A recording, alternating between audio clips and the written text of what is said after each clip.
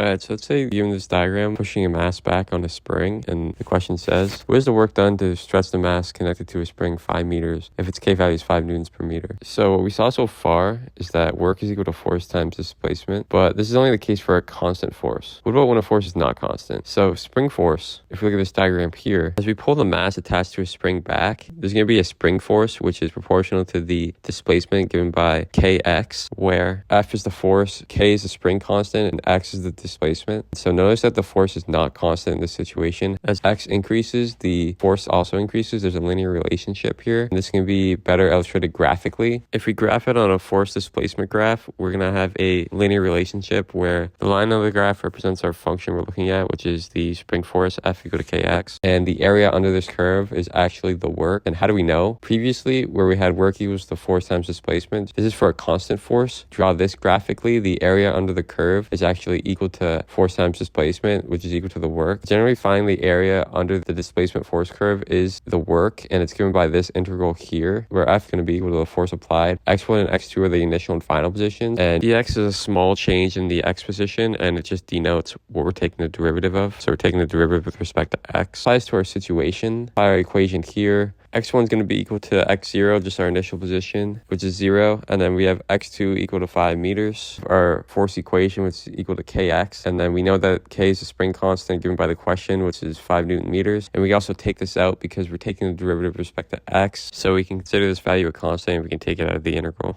Compute this integral by remembering the power rule is going to be equal to x squared over 2. And then we can evaluate the integral from the top and bottom limits, remembering that it's the top limit subtracted from the bottom limit, like given in this expression on the side. Plugging both in, simplify, we get this. Plug that back in, you can multiply the units and the amplitudes. Notice that the units make sense here. So that's how we know that this equation makes sense for finding the work. And this is going to be the work to move the mass attached to the spring 5 meters away from the starting position. We draw a diagram here. We moved it 5 meters back. We have our spring constant K, and the force is also in the same direction as displacement. It's in the right direction. And notice that work being positive makes sense here, since the force vector and the displacement vector are in the same direction.